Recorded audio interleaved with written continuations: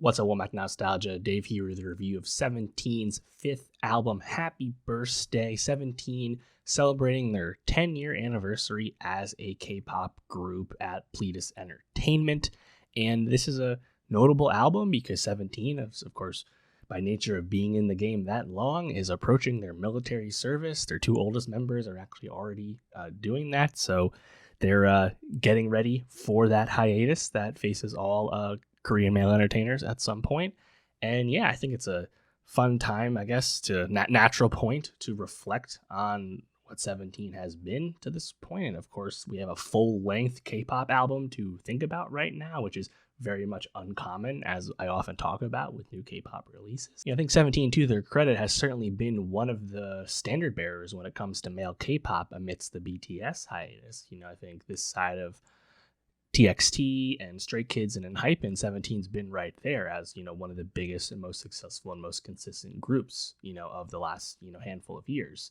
And, for me, I've never been able to fully grasp 17 really just because it's such a massive group. I mean, 13 members, it's really hard to, for me to get into the music beyond its surface, beyond just the individual songs and whatnot. It's a similar feeling I've often expressed about NCT. It's just a bit too much for me.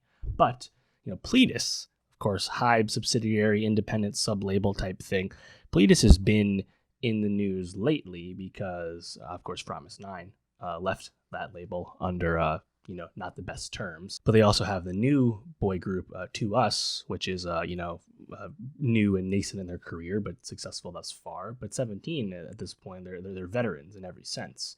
And while this is certainly a full-length K-pop album, 16 songs, 49 minutes, it's actually only 3 group songs with the other 13 songs, various solos for the group. So not the true definition of a group album, but we'll take what we can get. It's still a lot of music. By nature of having 13 solo songs, 17's fifth album, Happy Burstday, is a bit all over the place sonically. It really has big shifts across song to song in terms of genre, in terms of vibe. One of the group tracks, Thunder, really stands out with its fast pulsing bass, the rap very much giving me Pitbull vibes, Far East movement type thing, but it's a club record. This is in the vein of aespa's Whiplash, which is a good comparison for me. And then my favorite of the group tracks would be Bad Influence, produced by Pharrell Williams, which I think has just great vocals, a fun bass, excellent hook, busy chorus that has a lot of layering but seems to really work. Very slick song overall. I find it quite catchy. And then you get to all these solo tracks, and they are wide ranging. I like some of them, I don't like others. They're all over the place. But of the highlights, for me, you have Shake It Off, the Mingyu solo, which is an awesome pairing with Thunder because this is a straight up house song. This is a pure club banger. This is something Tiesto will play at Berlin. And I just never expected to hear that on a K-pop record. My only note on that song is that the vocal mix is a bit off. It's almost a little hard to hear Mingyu because his vocals just are softer compared to the powerfulness of the beat. The Hoshi solo, Damage, produced by Timbaland, has another pulsing chorus. I really like when the bass drops on that one. These songs, though, compare them to 99.9% from Wanwoo, Piano Joint with horns. It's just so different. Shining Star from Vernon, I think this one, it's an electro song. You have the guitar hanging out, again, kind of out of nowhere. Big jam on the chorus, though. I think it works overall. Trigger from Dino, I think the beat is great here once again. Honestly, gave me Pharrell vibes once again, even though it wasn't produced by him.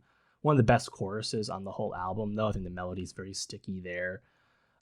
Jungle, the S-Coupe solo, I think the rap is great on this one. I love the chant, under the vocals, that drum tempo, the aggression of the flow of the whole song, I think really works. Happy Virus, the DK solo, I just want to note that is a hilarious title. Wasn't expecting that.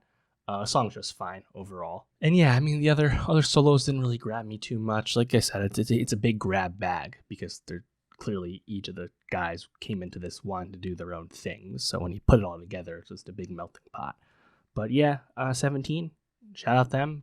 Obviously, it'll be some time before we hear back from them with the military service beginning. I'll be curious if we get any solo records from these guys. Maybe some of the higher profile guys like Hoshi or Vernon or something, perhaps. Not really sure. But yeah, 17 as a full unit will be, 2+ years out at this point. Let me know, though, what you think of their fifth album, Happy Birthday. What was your favorite song? And for more music reviews, more K-pop reviews, subscribe, and I'll see you next time.